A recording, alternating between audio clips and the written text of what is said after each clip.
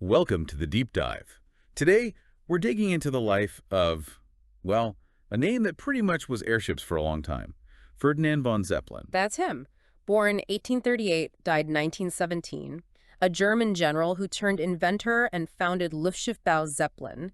His name was literally synonymous with those giant airships up until the 1930s. Exactly. And for this deep dive, we're working from some detailed Wikipedia excerpts you sent over. They give a really solid look at his life and work. Right. So our mission basically is to get past just the dates and figures. We want to understand the key moments, the driving forces behind his obsession with developing the rigid airship. Okay, let's get into it. So, Ferdinand von Zeppelin, he starts off born into German nobility, right? Yes, a noble family. The name actually comes from the town of Zeppelin near Butzau in Mecklenburg. And his father wasn't just, a local noble. He was a Württemberg minister. That sounds pretty significant. It does. That kind of position suggests, well, a certain level of influence, maybe connections right from the start. Probably helps later on, I imagine. Could well have. It often does. And his childhood, it seems, was spent at Gersberg Manor near Constance, educated by private tutors. Standard for that class at the time, I suppose. Pretty much, ensuring a, tailored education. And family seems important. He married Isabella Freien von Wolf from Alt-Schwanenberg, which is now in Latvia. Mm-hmm. And they had a daughter, Helene. What's also interesting, his nephew, Baron Max von Gemmingen. He actually ended up serving in military airships during World War I. Huh. Makes you wonder, doesn't it? Was it family influence, or did the Count's own passion sort of rub off on him later? Hard to say for sure. But those early connections, they often shape things, even subtly. Absolutely. Now, moving on to his career. He didn't start with airships, obviously. He went the military route first. Right. Polytechnic in Stuttgart, military school in Ludwigsburg. Started as an army officer in Württemberg back in 1855. Became a lieutenant in 58. But even then, there was this hint of something else. He took leave to study science, engineering, even chemistry at Tübingen. Though that got cut short by military mobilization. Kind of highlights the era, doesn't it? Always the potential for conflict looming. It really does. That context, the wars he'd later experience, they must have shaped his thinking about technology's strategic potential. Okay, now here's a bit I find fascinating. 1863, he gets leave, goes over to America as an observer for the Union Army during the Civil War. Yeah, that's a key moment. And while he's there, in St. Paul, Minnesota, August 63, he goes up in a balloon. His first aerial ascent with a German balloonist named John Steiner. Imagine that. Seeing the world from above for the first time, especially during a conflict like the Civil War, that's often cited as the spark, isn't it? The moment the airship idea might have first taken root. It must have been mind-blowing, not just the view, but maybe seeing the strategic possibilities. Exactly. That elevated perspective for reconnaissance. Something his ground-level military training wouldn't have emphasized quite the same way. It seems this idea of aerial observation, potentially for military use, really stuck with him. But he stayed in the army for quite a while after that. Adjutant to the King of Württemberg, fought in the Austro-Prussian War, the Franco-Prussian War. Mm-hmm. And apparently a reconnaissance mission he did in that Franco-Prussian War really got him noticed back in Germany. So those experiences would have just reinforced the value of having eyes in the sky. You'd think so. Sure. And he kept rising through the ranks, commander of the 19th Uhlans envoy in Berlin, eventually commander of a Prussian cavalry brigade in 1890. But that last command didn't end so well, did it? Some criticism during maneuvers, and he ended up retiring as a general lieutenant. Yeah, it's almost ironic. A setback in his conventional military career might have been the very thing that pushed him towards this completely unconventional path. Sometimes that's how it works, I guess. It can be. And it was around this time, maybe even a bit before he officially retired, that the airship idea really started to crystallize. Right. The sources mention a diary entry, March 25th, 1874. He'd apparently heard a lecture on World Postal Services and air travel. Seems an odd mix, doesn't it? But maybe the Postal Service angle got him thinking about the practical, large-scale logistics of air travel. And that's when he jotted down the core idea, the big rigid frame, multiple separate gas bags inside. That's the concept. That internal structure was the key differentiator from the non-rigid balloons and dirigibles that existed then. It allowed for much larger sizes and stability. Then jump ahead to 1887. He's writing to the King of Württemberg, pushing the military need for dirigibles.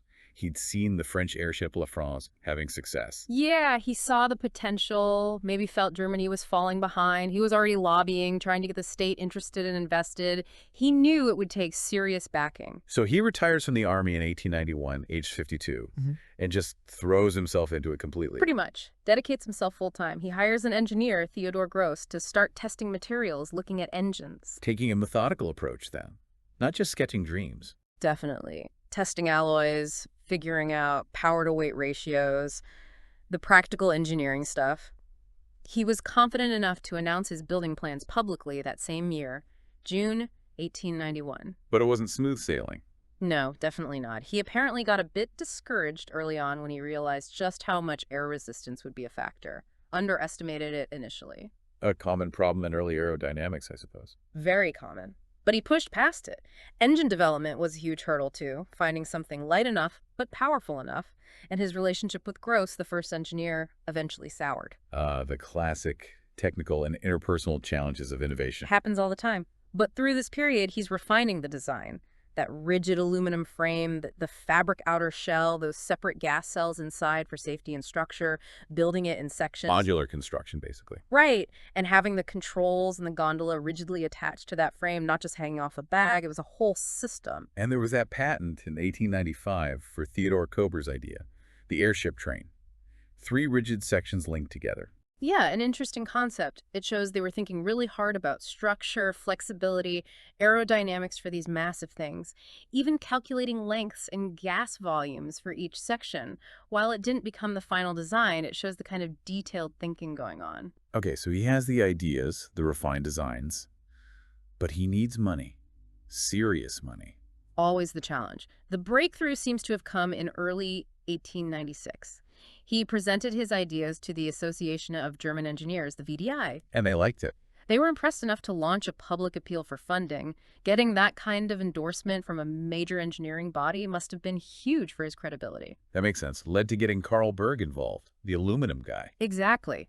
Berg's company provided the crucial aluminum alloys for the framework, and then in May 1898, they formally established the Gesellschaft zur Förderung der Luftschifffahrt. The Society for the Promotion of Airship Flight. Catchy. Maybe not, but functional. And Zeppelin himself put in a huge chunk of his own money. Serious personal investment. And that finally led to LZ-1, the first one. Built and flown. July 2nd, 1900. Over Lake Constance. 20 minutes in the air. That must have been an absolutely incredible sight. 20 minutes, even though it got damaged on landing. Still, it flew. It proved the basic concept worked. After years of theory and small tests, this massive rigid structure actually flew, a huge moment. But the landing damage highlighted the control issues, maybe. And the general difficulties of handling something so enormous and, well, novel. They did manage 2 more flights that October. But then the money ran out again, even after that success. Seems so. Not enough government investment came through, and the Society's funds were exhausted. He had to suspend work. Again. Just brutal, all that progress, then hitting a wall. It's the classic innovator struggle, isn't it? Getting from prototype to sustained development. But Zeppelin, well, he wasn't easily deterred. Clearly not. Yeah. He managed to get more funding. Yes, crucially. Support from the King of Württemberg via a state lottery, interestingly enough, and a contribution from Prussia. Plus, Zeppelin apparently mortgaged his wife's estates. Wow. Talk about belief in the project. Risking personal property like that. Deep conviction. This allowed work on LZ-2 to start in April 1905. But LZ-2 had its own problems.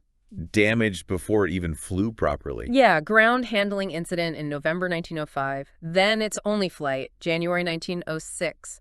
Plagued by engine failures, forced landing. And then destroyed by high winds while it was grounded. Just one disaster after another with that one. It must have been incredibly frustrating. Years of work, mortgaging estates, and then How do you even keep going after that? You know, maybe those failures, as tough as they were, provided absolutely critical lessons. What not to do, what needed strengthening, what systems failed. Invaluable, if painful, data. Learning the hard way, which led to LZ-3. Exactly. Started in May 1906, same size as LZ-2, but incorporating improvements, more gas capacity, and this one worked. Finally. Successful flights late 1906 through 1907, reaching decent speeds too, 30, 36 miles per hour. Progress. And this success started to change minds, officially. It seems so. LZ-3's performance led to a much better reception. The Reichstag voted a grant 500,000 marks. Real government money, finally. But there was a catch, right, for the government to actually buy it. Yes, they set a tough condition. A successful 24-hour endurance flight. LZ-3 couldn't quite manage that. So on to the next one. Bigger, better. LZ-4. LZ-4. First flight, June 1908. And this is where things get really dramatic. It was during the attempt at that 24-hour trial. The Echterdingen disaster. Right. Forced to land near Echterdingen due to engine trouble during a storm. Then it broke free from its temporary mooring, caught fire, and was completely destroyed. A total catastrophe. You'd think that would be the end. Game over. Logically, yes, devastating. But then, something truly unexpected happened. Instead of crushing the whole enterprise, the disaster ignited this massive wave of public enthusiasm and support. Really. After it just spectacularly failed and burned. Incredible, isn't it? But LZ-4's earlier flights had captured the public's imagination. People had seen it, believed in it. So when it was destroyed, there was this huge outpouring. A collection campaign started spontaneously across Germany. And people actually donated. They raised over 6 million marks, an astonishing amount back then. Enough to not just replace LZ-4, but to put the whole thing on a much firmer footing. It led directly to creating Luftschiffbau Zeppelin GmbH, the company, and the Zeppelin Foundation. Wow. So the disaster, ironically, secured its future. That's quite a story. It really is. It speaks volumes about the national pride and belief wrapped up in Zeppelin's vision by that point. So after Echterdingen, what next? They used that money. They did. First, they repaired and actually lengthened LZ-3, improving it further. And then came those crucial demonstration flights later in 1908. The ones with royalty on board. Exactly. Admiral Prince Heinrich, Crown Prince William, having members of the imperial family fly successfully in LZ-3. That was a massive PR win. Huge validation. Sealed the deal with the government. Pretty much. Led to official acceptance, the Kaiser himself visited Friedrichshafen and awarded Zeppelin the Order of the Black Eagle. Big symbolic moment. Government backing was now solid. Okay, so government acceptance, public support, a working company. Things are looking up. What about actually using these things? Well, the military path still had some bumps. Even with a replacement for LZ-4 built, the LZ-5, there was apparently still some skepticism in parts of the military hierarchy. But someone saw another angle. Yes, Alfred Kolsman, the business director at Luftschiffbau Zeppelin.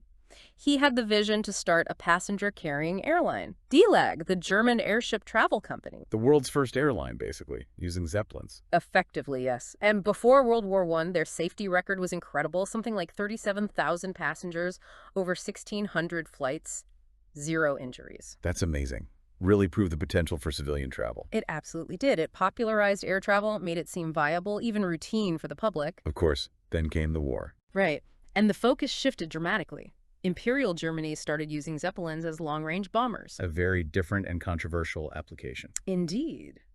Reflecting the military thinking of the time about air power, strategic bombing, reconnaissance, but a major shift from passenger flights. Now, you mentioned his interests weren't only lighter than air. He dabbled in heavier than air ideas, too. He did, which is interesting.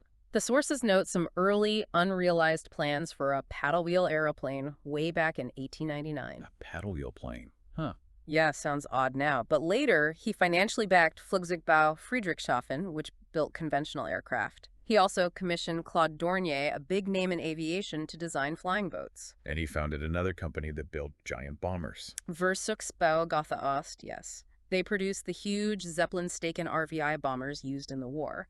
So while Zeppelin means airship to most people, he clearly had a broader interest in the future of flight, both lighter and heavier than air. Shows a wider vision for aviation, even if the airship was his main passion. Definitely. He seemed committed to advancing flight technology generally.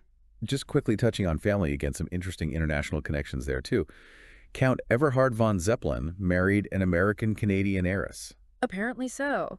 And an earlier Count Zeppelin married into the British aristocracy. Just little side notes showing the family wasn't solely confined to Germany. Adds a bit of color. Yeah, shows how interconnected those European noble families often were. So Ferdinand von Zeppelin himself, he died in early 1917. Yes, March 1917, before the end of the war, and crucially, before the post-war resurgence of the Zeppelin Company under Hugo Eckener, who really led the golden age of passenger Zeppelins, like the Graf Zeppelin. But his legacy was already cemented by then. Oh, absolutely. His impact was undeniable. Think of the namesakes, the unfinished WWII aircraft carrier Graf Zeppelin, and of course the famous airships LZ-127 Graf Zeppelin that flew around the world, and its successor, LZ-130 Graf Zeppelin II. Naming them after him really shows the lasting impact. It does. Powerful tributes. And his later induction into the International Air and Space Hall of Fame in 1975 just further confirms his place in aviation history. And we can't forget the cultural impact, can we? Led Zeppelin. Yes, the band name. Directly inspired. And wasn't there a Monty Python sketch? There was, making fun of his insistence on calling them airships, never balloons. Even the jokes show how much the name and the image stuck in the public mind. It really permeated popular culture, didn't it? Symbolizing that whole era of, well, grand ambition in the skies. And the sheer number of honors he received in his lifetime. Honorary citizen of multiple cities, honorary doctorates, tons of orders and decorations from German states, Prussia, even other countries. It's quite a list. It really shows the level of respect and esteem he eventually achieved, especially later in life, for his perseverance and his, well, his world-changing invention. So wrapping this up, Mhm. what we see in Ferdinand von Zeppelin is just this incredible story of sheer dedication, wouldn't you say? Relentless dedication to this one huge, audacious idea, pushing through so many failures, technical problems, funding crises. And his innovative approach, that rigid internal frame, it really did change everything for lighter-than-air flight. It shaped early aviation, both civilian and military. Definitely. What strikes me is how one person's vision, which must have seemed pretty crazy to many at the time, could, through sheer persistence and learning from mistakes, and eventually getting that crucial public and government buy-in, Yeah. how it could fundamentally alter the technological landscape, change how people even thought about travel and distance. That's a great point. Which leads to a final thought for you listening. What are the modern equivalents? What ideas out there today seem maybe just as ambitious, just as challenging as Zeppelin's did back then? Right. What concepts, driven by that same kind of relentless spirit, might be on the verge of changing our world in the next few decades? Something to think about. Thanks for joining us for this deep dive.